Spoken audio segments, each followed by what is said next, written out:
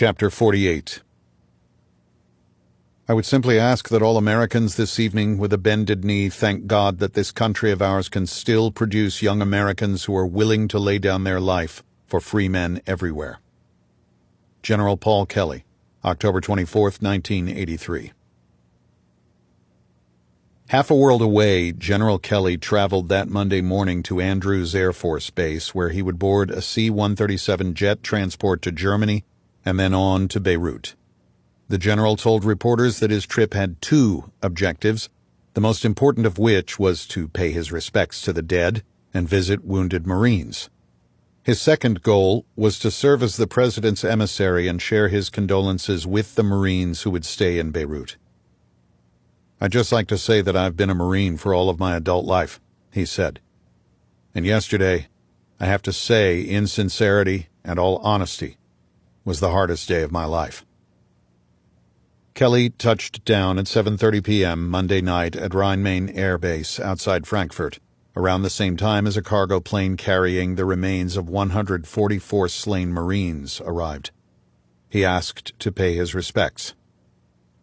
"I was not prepared for the flood of emotion which overcame me, for I had never seen before, and Lord willing, I will never see again, an aircraft as large as a C-141 filled to capacity with caskets.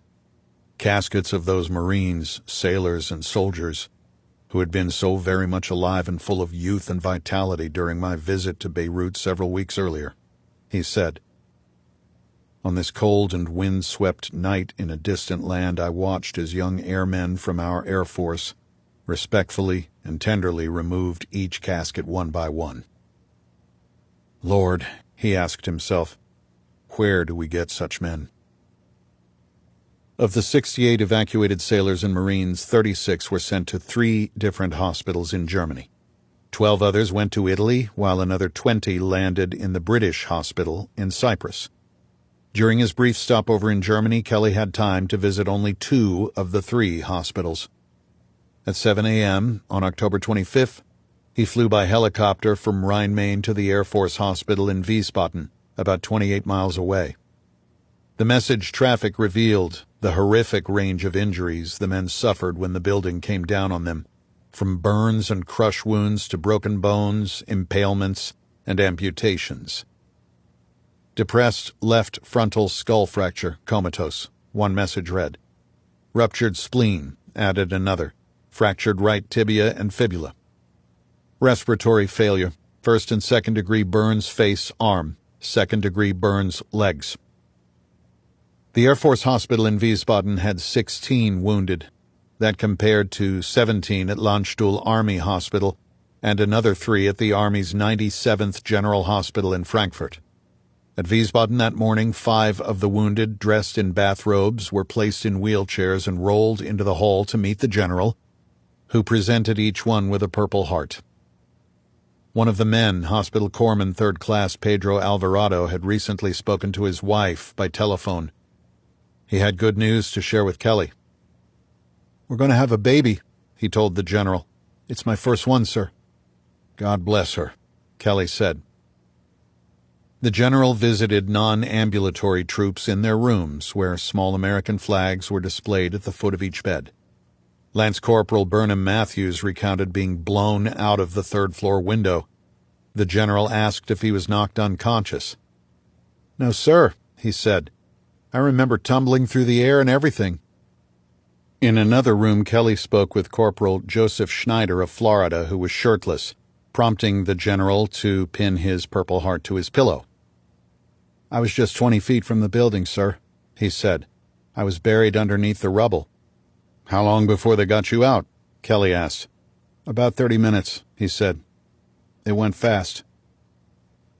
Army Sergeant Elvin Henry, Jr. of South Carolina told him he didn't remember anything. "The next thing I know," he said, "I was on the Iwo Jima." "Were you pretty shaken?" Kelly asked. "I'm quite shook," he replied. Kelly told each Marine he was proud of them. The general paused over the bed of Lance Corporal Jeffrey Nashton of Rome, New York, who had suffered a broken leg, crushed arm, 2 collapsed lungs, and a fractured skull that would later require a steel plate in his head. Nashton couldn't see because of the concrete dust still trapped in his eyes. Kelly told Nashton that he was there. To verify, the blind Marine grabbed the general's camouflaged coat. He ran his hands up until he reached the collar where he felt the 4 stars. He held my hand with a firm grip. He was making signals, and we realized he wanted to tell me something. Kelly said. We put a pad of paper in his hand. Everyone watched. Semper Fi, Nashton scribbled. Always faithful. Kelly was so moved that when he left, he reached up and unfastened his stars. He later had them mounted on a framed velvet plaque adorned with the Marine Corps motto. The general presented it to Nashton the following month as he recovered at what was then Bethesda Naval Hospital. When I left the hospital, Kelly said, I realized I had met a great human being, and I took off those stars because at the time I felt they belonged more to him than to me.